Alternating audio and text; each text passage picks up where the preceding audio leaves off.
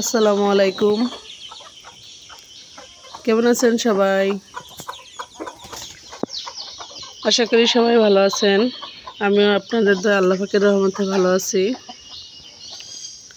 শুরু করলাম নতুন একটি ব্লগ। মাশাআল্লাহ, আজকে সকালটা অনেক সুন্দর, রোদ উঠছে। ঘুম থেকে উঠেই দেখি মাশাআল্লাহ রোদ উঠে গেছে। দেখেন, এই মুরগিটা বাসা বসছে আর কি, বাচ্চা ফোটানোর জন্য বসছে। তো বের হয়েছে, ওরে ও খাবার খাবে, ওকে খাবার খেতে দিতেছে না এই রাতাটায়। ওই জোরে খাইতে দেয় না, দেখছো? তো চলেন, আপনাদের ভাই বাজারে গেছিল, বাজার থেকে কি কি আনছে সেটা একটু দেখাই। এত কাঁচামরিচ কত করে? 30 টাকার? এত সস্তা হয়ে গেছে কাঁচামরিচ। না হলো কলমি শাক নিয়ে আসছে 3 মুঠা, আর পটল নিয়ে আসছে আধা কেজি, ডিম, কাঁচামরিচ আধা কেজি, মুরগি একটা, বেগুন 1 কেজি, আলু 3 কেজি নিয়ে আসছে। এটা উঠায় রাখবো, এটা পরে খাবা। এটা হলো তোমার ভাইয়া আসলে এটা তোমার ভাইয়া আসলে রোস্ট বানাবো, তখন খাবা।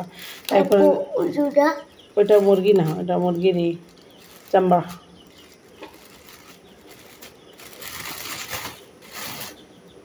তো এখান থেকে একটু আলু কাটবো, কারণ ওই দেশি মুরগিটাই করছি, ওইটাতে এটা রান্না করব।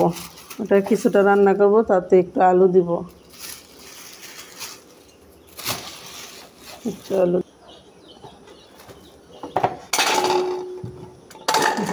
বাজারই করে না এখন কত কিছু বাজার আনছে। মুরগি কত করে কেজি? 150? দাম কমছে?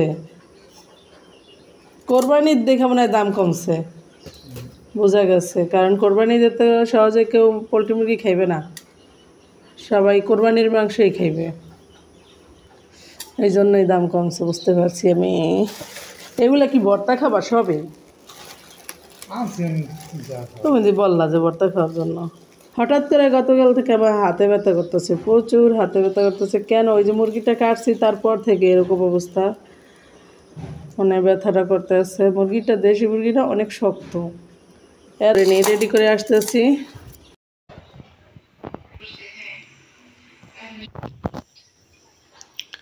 আজকে আমরা একটা দেশি মুরগি, রাতা ছিল, গলা ছিল রাতা।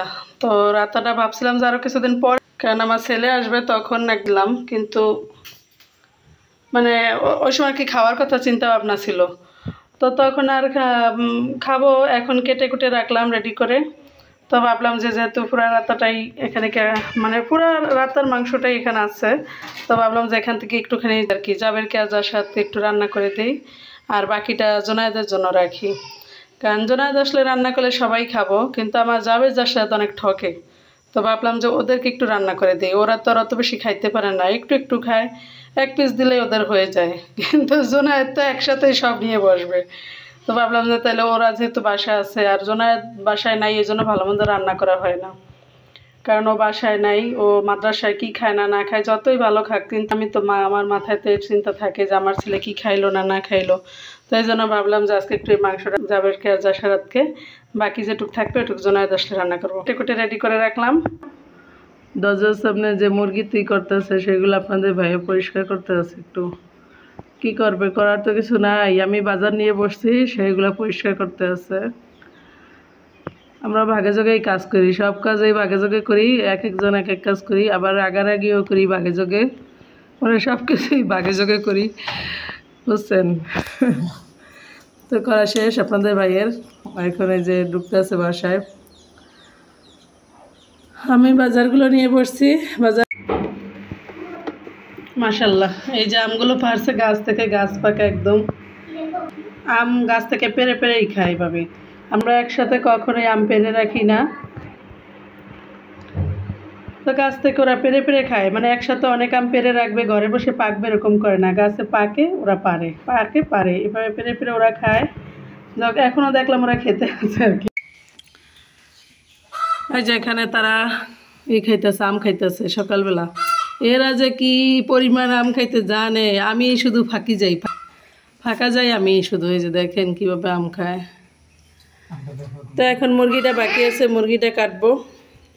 এখানে সব কিছু কেটে কুটে নিচ্ছি, শাকগুলো বেছে নিচ্ছি সুন্দর করে ধুয়ে, তারপরে কাটবো। আর ডিমগুলো এখানে রাখলাম। সব কিছুই মানে কাটাকুটা শেষ। মরিচের বোটা ফেলে দিছি, বোটা ফেলে এখন এটা পলিথিনে রাখছি শুকাইয়া। একদমই রান্নাগুলো সব রেডি করে নিচ্ছি। এখানে বেগুন ভর্তা বানাবো আজকে, বেগুন ভর্তা বানাবো। আর এই একটু আলু কাটছি, এইটুকু মাংস দিব, মুরগির মাংস বানাবো। এখানে যে মুরগির মাংস বেশি নিয়ে অল্প করে নিচ্ছি, একটু মুরগির মাংস নিচ্ছি। আর এই যে ট্যাং, হাত পা, চামড়া এগুলো দিয়ে একসাথে করে রান্না করবো আর কি। ডিমগুলো ভিজাই নিচ্ছি, ডিমগুলো ধুয়ে দিব, আজকে আনছে বাজার থেকে। আরও মানে সব কিছু গুছাতে অনেক সময় লেগে যাবে। আদা রসুন পেঁয়াজ এগুলো চুলে নিচ্ছি, এগুলো একটু পেস্ট করে তারপরে মাংস রান্না করব। তো ওদিক দিয়ে লাইট চলতেছে তোমার আপনাদের ভাইয়ার ওখানে, আবার মাশাল্লাহ ভালো একটা ইতে আছি, যার কারণে ওখান থেকে সরতে ইচ্ছা করতেছে না। আর মুরগি আনছে জায়গায়, মুরগিগুলো দেখাইছিলাম, ওই মুরগিটা আর কি কেটে দিছি, কেটে ফ্রিজে রেখে দিছি। ওইটা দেখানো আর হয় নাই, সময় পাইনি, এই জন্য। এদিক দিয়ে ভাত বসাই দিছি, ভাত হইতে আছে। আদা রসুনগুলো একটু বেটে নিই, বেটে নিয়ে মাংসটা বসাই দিব। আগে একটু বেটে রান্না বসাই দিই, তারপরে বাটবো। এই যে এখানে আছে আরও, এগুলো পরে বাটবো।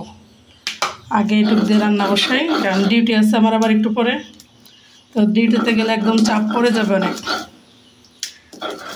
তো এক এক করে যারা চাকরি করে তারা অনেক হিসাব নিকাশ করে কাজ করা লাগে, কারণ বাচ্চারা বাসায় থাকবে, ওদের জন্য রান্না করে রেখে যাওয়া লাগে। আমি যে মাংসগুলো ধুয়ে নিচ্ছি, এখন এটা বসায় দিই স্কুলের। এখন এটা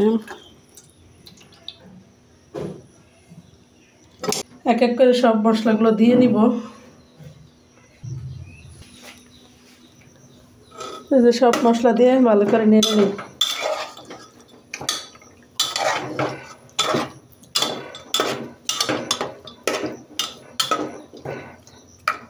কুকারেই রান্না করবো, কারণ মুরগিটা অনেক শক্ত। আচ্ছা যাই হোক, এখন এটা ভালো করে কষায় নিই, তারপরে পানি দিয়ে একটু সেচ দিব, সেচ দিয়ে পরে আলু দিব। এখন একবার আলু দিব না, তাহলে আলু নরম হয়ে যাবে। বেগুন ভর্তা করলাম, বেগুন ভর্তা ওই দিন হোটেল থেকে আনছি, খেয়ে খুব মজা পেয়েছে, এই জন্য বেগুন আনছে, তো বেগুন ভর্তা করলাম। আর এই যে মুরগি রান্না করছি, দেশি মুরগি। এখন আমরা খেয়ে নিব। জাবের বসে গেছে খাবার খাওয়ার জন্য। বিসমিল্লাহির রহমানির রহিম।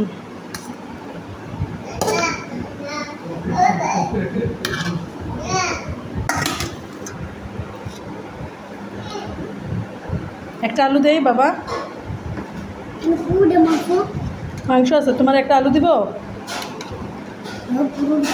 হ্যাঁ একটা দিব, দেই মাংস দিব তোমার, তুমি চিন্তা করো না, তোমার জন্যই রান্না করছি।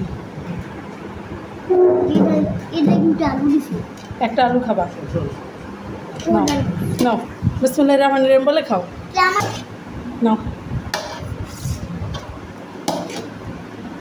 একটা বেজে গেছে, 1:15 বেজে গেছে, 2টা গিয়ে আমার ডিউটি ধরা লাগবে। তো এখন আমি গোসলও করিনি, ভাবলাম যে খাওয়া তো হবে না, গোসল করে যাওয়া হয়ে যাবে, তাহলে একটু খেয়ে নিই। সকালেও তেমন একটা ই করতে পারি নাই, খাবারের আমি করছি।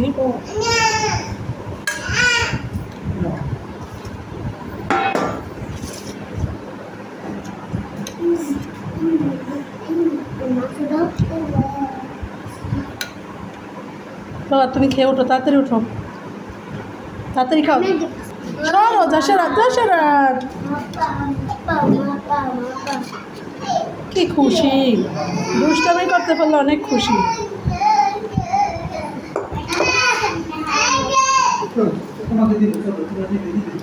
দশরাতকে তো দেওয়া লাগবে নরম মাংস। আচ্ছা এই মাংসটা দাও, যারা সফট আছে আমার। আলু দেই, জল কি জাল কিনা দেখো, জল জাল হইলে দিও না।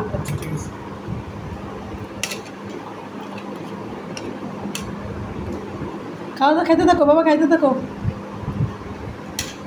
বাবা বেলা দাও না, দেবো এখনই। অবশেষে রওনা দিলাম হসপিটালে ডিউটিতে। এমন তাড়াহুড়ো করে বাসা থেকে সব কাজ সেরে বের হওয়া লাগে। এখন এই গোসলটা কোনো রকম করেই বের হলাম। 2টাতে ডিউটি, এখন 10 মিনিট বাকি আছে। যদি গাড়ি পাই 10 মিনিট আগে পৌঁছাতে পারবো, গাড়ি না পেলে হয়তো 2-1 মিনিট দেরি হতে পারে হেঁটে গেলে, এই আর কি। তো সবাই দোয়া করবেন। অবশ্যই আপনাদের ভালোবাসার জন্য আমি আমার জান্নাত স্বপ্নগুলোকে এত দূর নিয়ে আসতে পারছি। যদি আপনারা ভালো না বাসতেন তাহলে এত দূর আসতে পারতাম না।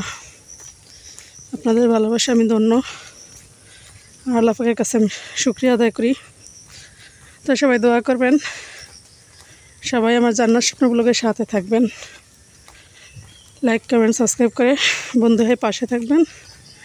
আল্লাহ হাফেজ, ভালো থাকবেন, টাটা।